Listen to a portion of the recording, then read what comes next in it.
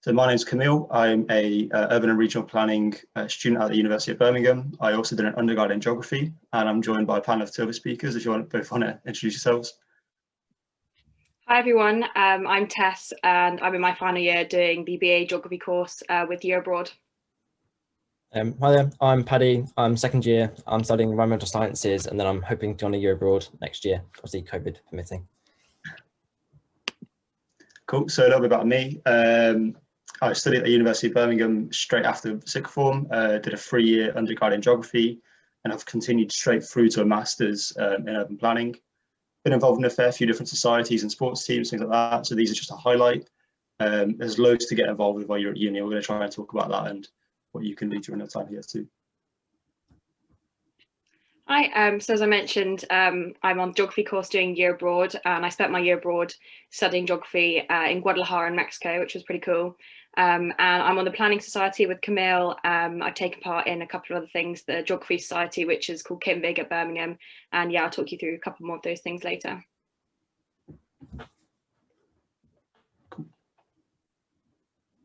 Cool. As I said, I'm studying environmental sciences in my second year. Then I'm hopefully going to Kuala Lumpur in about August this year to study abroad. I'm in the second year. I'm a student rep for my cohort, where I sort of relay feedback and things from students and teaching staff in all these different meetings. Outside of my course, I'm heavily involved with hockey at Birmingham, where I compete for the uni, and then for the geography team, as Tess already mentioned. So I'm just going to talk a little bit about geography as a degree. So, you know, as you can see, what is geography? It's pretty open to interpretation, especially now. So it's mainly, yeah, just looking at who we are as people, looking at society, what we do and how we interact with the environment. So why should you consider geography for an undergrad degree? It's so broad. That's the main thing I can say. I couldn't have expected to have this many module options coming to uni. You know, I've had politics, you know, crosses over with economics. If you prefer things like maths, archaeology, there's really something for everyone. And it's not just this divide between human and physical geography. It's a really broad spectrum. I've had, you can put the geography of before anything. We've had feminist geographies. It's really interesting. So it's a really good way to figure out what you're interested in and explore different areas. There's plenty of opportunities to go and travel and visit places. There's usually lots of field trips. I've attached a couple of photos below of the different places we've been: Japan, Germany, really, really interesting. Something for everyone. And it's usually a pretty big course, so it's very social. And where can it take you for a degree? Again, pretty much anywhere you want. If you want to be an architect, a scientist, teacher, you can go on a lot of different career paths. I will talk a bit more about careers later, but it's got great transferable skills that can set you up for pretty much any career path you choose to go on. And the demand for geographers is growing, especially women in STEM.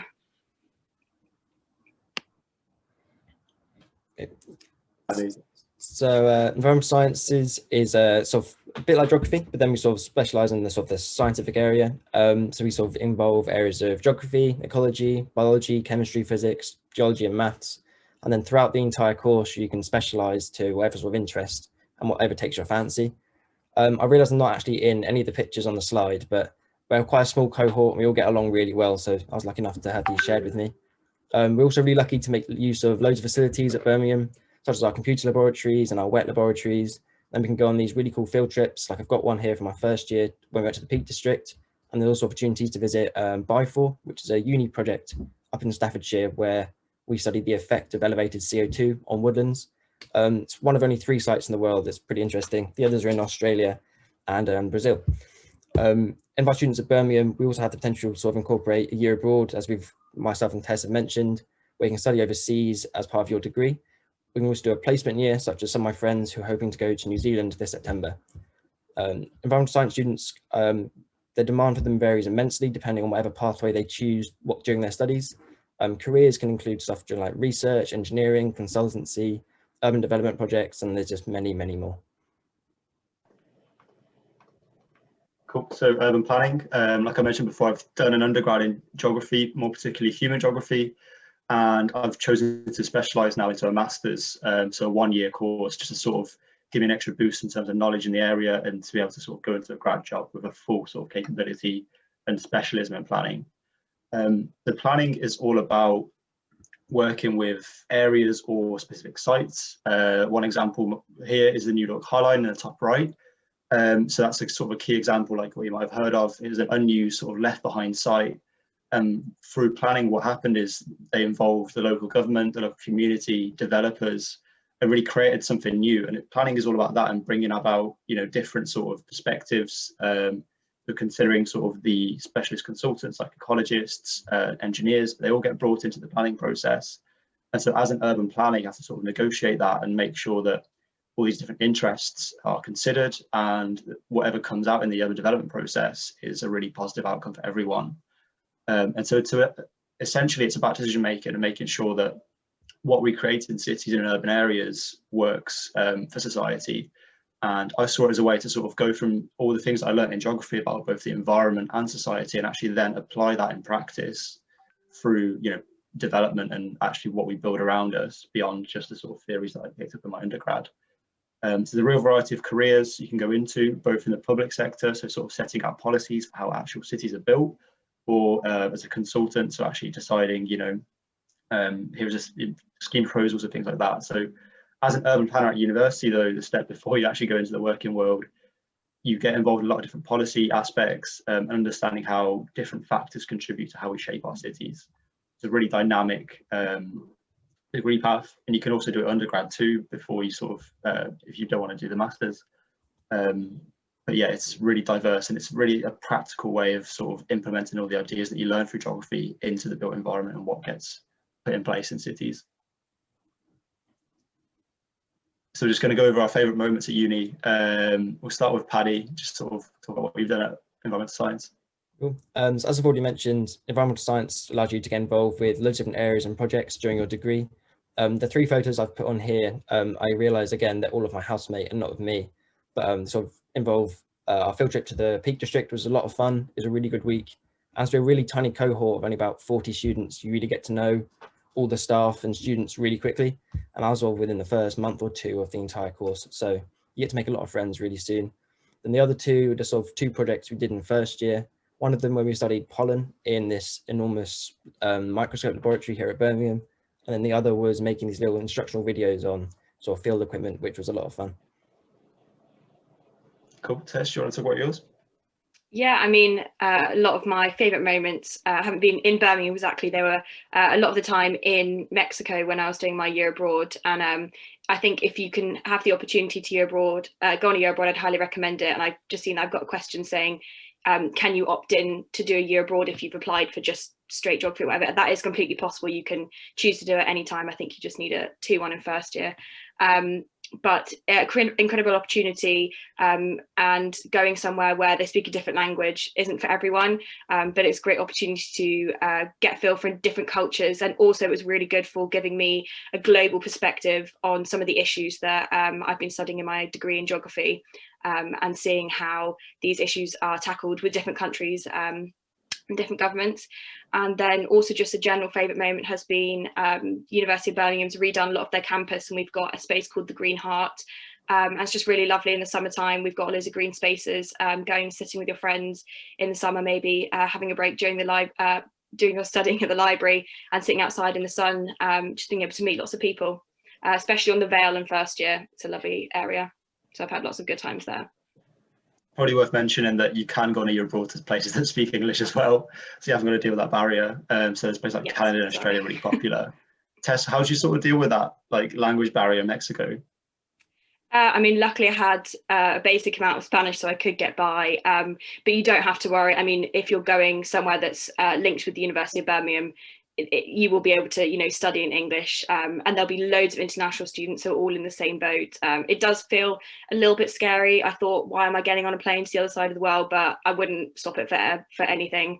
And I'm really glad that I got to go somewhere that was a little bit different to most people. But again, as Kamil mentioned, places like Australia, Canada, America, all have some incredible places, and the universities as well have really broad modules that you might not necessarily do in your degree at Birmingham. That's like a true geographer getting around the world. Yeah. So similarly, I've gone on a fair few field trips during my geography undergrad. So I went to Berlin, the picture at the top. Berlin, we studied sort of social issues and how the cities really come together under 2 different governments, so the East and the West Berlin divide. and that really provided a key sort of case study for geography. And actually we did our own little research projects looking at, you know, what little aspects can we sort of study and what can we gain from how the city has developed, how can we understand it better. And on the right is Rotterdam as a field trip right in our first year. Sort of just got thrown into the city and looked at both environmental issues, so you know the Netherlands being almost half underwater or below sea level, and also other things like social issues, so the Netherlands also being quite forward thinking on how they developed their cities. And that was actually when my interest in planning started in first year geography, was sort of seeing how, you know, these social issues can be maneuvered around by good urban design and actually deciding how we build our cities and making sure it's the highest standard possible. So yeah, I think the best moments in geography have been on field trips, but through urban planning you actually get quite a lot of practical experience working with developers and actually on live projects that are going on. So that's been really interesting too in my master's course. There's a lot to the urban planning course too. So Tess, if you want to start about career opportunities and where you think you're headed. Yeah, so I mean, as I mentioned, all of the degrees that we've talked about and this sort of general area, you know, there's opportunities to become more specialist. So particularly with the geography degree, I started out with a certain interest in sort of environmental side, and I've ended up coming out of it figuring out that I really like the urban planning side, so I can go down that route. There's plenty of grad schemes out there, which geography is a really great one for, because you are doing, you know, you get your practical skills when you're doing field work, you've got presenting skills, excuse me, and you've got a lot of teamwork. There's often a lot of group projects, you know, you're doing report writing, you're doing research, so you do generate all these skills that are really, really useful in any job that you go into. So I think it looks, not just about looking good on your CV, but it definitely helps to be able to say that you've explored lots of different interests and you've got quite a plethora of expertise that you've got through your degree. And yeah, I'll pass on to Paddy. Sure. So the ranges of pathways you can take with environmental sciences, well, it's huge. Depending on what you sort of really like and specialize in. At Birmingham, we get a lot of help through tutor meetings, which we have every week, every other week.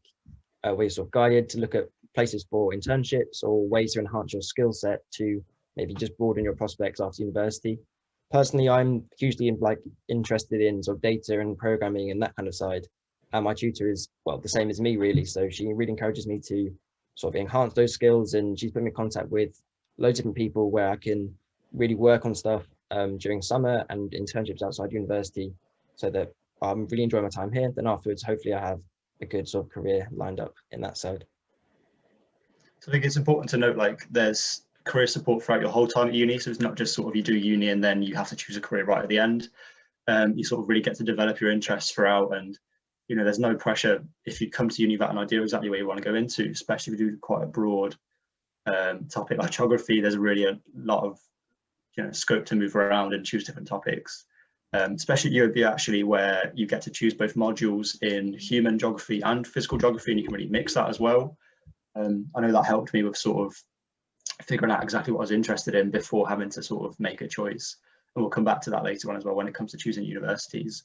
There's not really a set sort of path that you have to follow when you get to uni, and you can really switch up. And I think a big thing that gets promoted while you're here is the fact that you're picking up transferable skills that can really be applied to anywhere. And so going to uni isn't just about choosing a specific path, but also about saying, you know, I've got experience working at a higher level. And you can take that to any company really and sort of quote the fact that you've worked extra hard to get a degree. So you really aren't sort of set down one route, even if you choose a specific degree, especially with geography, because you can change. So in the top picture there, we've got careers fairs. So what a typical careers fair would look like. You'd have loads of employees coming onto campus with a real range. There'd be different careers fairs for things like the environment, engineering type subjects, so you can get a real range and you can attend any of them. And that's where you get a feel for sort of what employers are doing. But the university puts a lot of effort into bringing employers onto campus, and that's where you can really meet them and get a feel for what their job is like and hear from them. So throughout this year with the pandemic, there's been a lot of talks. So you can see at the bottom a screenshot from like a webinar that we had with a planning consultancy that came in and just talked about sort of, you know, their experiences in the industry and what it's like, to get a feel for what jobs are out there while you're at uni, especially if you're not decided now what you want to go into. Uni is a good time to sort of figure things out for yourself. So it's worth considering that when you come to choose sort of what sort of degree you want to go into, is, you know, what are the paths that are available through that. But just remember that it's not always closed off either. And so throughout uni, you've got opportunities to get involved with internships and work experience. So on the right there is me at David Locke Associates doing some urban design. And so this is in my second year summer of doing geography. The university actually gave me a bursary to cover my train ticket costs to get down to Milton Keynes, and supported me through that work experience there. And so that really opened me up to sort of, you know, the world of urban planning and urban design.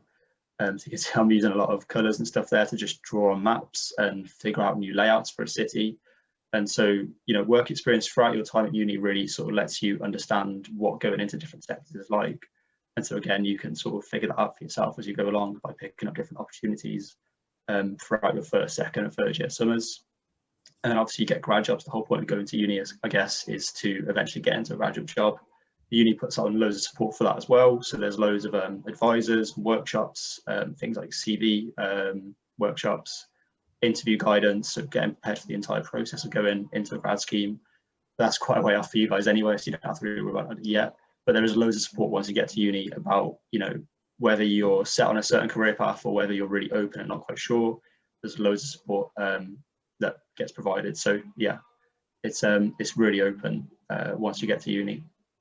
I just wanted to really briefly add to that. It might be worth mentioning, just as Kamil was talking about work experience, I'm in my final year and I'm taking a placement module, which is a really great opportunity for you. It's a 12-week placement, and the university will provide a lot of different placement opportunities that you can choose from, or you can source your own. And I was really excited by this because I kind of wanted to graduate with a little bit of work experience. It's the same amount of work as a module. It's weighted the same. It's just something that gives you a little bit of experience, and, you know, you can get a feel for what you want to do. And it's really helpful when you're applying for grad jobs to think, I've had experience doing this. And also just for networking as well, sort of generally getting your sort of professional career, getting the ball rolling there a bit. So that's a really good, I'd really recommend doing that if you get the opportunity to. So about university life, there's a lot of pictures here and there's a lot to university life beyond just going to your lectures. So Paddy, do you want to start us off? Sure. So as Kamil said, there's a lot to university life. It's really enjoyable. I personally love sort of the independence of it all and your ability to literally do whatever you want whilst you're here with no sort of restrictions. It's a lot of fun whilst you're studying to be able to sort of get out of your lab work, which is also enjoyable with your course mates, but get out and meet a whole range of people from outside your course maybe, or just some of them aren't actually students that just sort of get involved with uni activities as well. I've got a photo here at the bottom of, well, just before I stacked it in front of an enormous home crowd. Again, it's a lot of fun getting involved in the whole year. But then with that, as well as the sort of competitive side of sports here at uni, there's the campus league team that we've already spoken about called Kinvig, where you meet people on your course and then you get to compete against all the other schools in the university. So you compete against sort of biosciences and psychology and engineering, all really competitive stuff, but a lot of fun at the same time. Then there's loads of activities around Birmingham as well. So I've put down some on here about the Van Gogh exhibition that went on, and then sort of the climbing that you can do down in Digbeth. Again, it's all free, easily accessible from town. Just hop on the train into the city. It's a lot of fun with all your mates. I think it's worth mentioning, like, there is a lot of different sports and societies to get involved in. So societies are basically student-run groups for different interests. So you can get things like the knitting society, you can get skiing society, so people who go on trips together to go skiing. And then you get the formal organised sports like hockey, football, American football, frisbee, which I was part of for a bit before the lockdown. There's just lots of different things to get involved in, just to have a laugh with your mates, or get into competitive sport as well, playing for the university and representing the uni too. So if you are into your sports, there is a lot of opportunities there, and it doesn't really matter what level you are. There's teams for everyone as well, so you can really try new things. Other than frisbee, there's things like dodgeball, cheerleading. There's a lot to get involved in at uni, and because you're surrounded by so many like-minded people, you can really find something that fits you. So if it's not a sport, then like I said, societies. There's the Bad Film Society, the Tea Drinking Society, the Cocktail Society, so they get together and make their own drinks. I know this year they've been doing it over Zoom, so they sort of give you like an ingredient list, you go out and buy it, and then you will make the cocktails and drink them together over Zoom. And obviously that'll be back to in person next year too. There's a lot of sort of societies and organised things going on too, but you know, as a student as well, you sort of find that balance between going to lectures and then beyond that, you're living independently away from your family, which is nice, but also completely surrounded by friends. So living on campus in student accommodation is amazing. It's like constantly being on holiday in like a group of like everyone who's 18 to 19 in your first year, and then, you know, constantly being around other people in the same position as you. Everyone just sort of wants to have a good time. There's lots to do, and obviously living in Birmingham, there's a lot of nightlife opportunities. It's also worth mentioning the campus, because that's where you're spending your daytime beyond your free time. So things like lectures, it's less intense than sixth form, so you probably have, depending on what subject you do, I think geography 13 hours a week, and so you'd have, you know, a few 2-hour lectures, maybe 1 or 2 a day, and beyond that it's all about self-study. And so you've got a picture in the middle there, the library. The UOB library is actually really nice. It's a really good place to work and study. So it's all about doing your independent research, and this is where sort of the difference between A levels and university comes in, because you sort of have to start doing things on your own and finding information independently. So yeah, anything to add to that, Tess? I mean, yeah, I was just going to say, I'm not a sporty person. Me and sport don't get on. So I really appreciated the fact that I could join all these societies as well and meet people that have the same interests as me. And especially in freshers, I think Birmingham are really good at providing a lot of opportunities for freshers to meet. And it's not all just drinking, going out ones. There's plenty of that as well. But especially on geography, Kinvig is the main society, and there's loads of opportunities to get to know other people, which is really helpful because, as Kamil said, you're all in the same boat. It's hard to meet people sometimes, and it can be scary thinking about if we're going to be doing that in a lockdown. Hopefully not, touch wood. But yeah, please don't be worried about that. Everyone's in the same boat. You'll get to meet some of the best people, friends for life, and yeah, you've got your course mates, housemates. Having a house is so much fun. I love it. Having some independence. So I'm sure you guys locked up at home are excited to get out and get to uni, and you'll really, really enjoy it. So yeah, Birmingham's got plenty of opportunities for you to explore what you're interested in and meet people. I think as we move on to the next slide as well, it's worth considering what sort of campus you go into. I think I should move on to the next slide first before we talk about that. But whether you go to a campus uni or like one that's strung about in a city, it sort of changes your university life. So in Birmingham, you've got the student accommodation in first year and sort of the second and third year housing, all right next to the university campus. So it means everything's sort of within walking distance, which has been really nice. And that's worth considering actually, what's the accommodation like, where you're going to go to, not just in your first year, but also where do you live in your second and third year. There's always plenty of houses. That's what typically happens. You move out of student accommodation, and in your second and third year, you'd go into like a house with your friends. In Birmingham and Selly Oak, there's houses between sort of 5 and 7 bedrooms typically, and they're about the same price as first year accommodation. And it's great. I mean, it's like having a house for your best mates. So it's really good fun having that. And that picture in the top left was my neighbours. I became really good friends with because they had a sofa out on their front garden. And we sort of met through that, and yeah, you make really good friends just in the neighbourhood that you live in as well. So in terms of choosing a university, I think, well, I'll mention the campus quickly. So like I said, you can see the picture there on the left. That's the University of Birmingham campus. The library, the little golden building in the bottom right, got a big green heart, which is quite rare for unis, I think, to have that much greenery. It's almost like an American style campus. Massive clock tower in the middle, you will have seen if you've ever been past Birmingham. We've got sports pitches just beyond that in the blue and green, just behind those red buildings. And then behind that is actually Selly Oak, where all the students live. And so you've got a real community and everyone's sort of close together, and that's worth considering. If you get a campus uni, you will have that sort of walkable environment where everyone's close together and you live next to your friends and next to your campus as well. It's all within walking distance and saves you getting on public transport.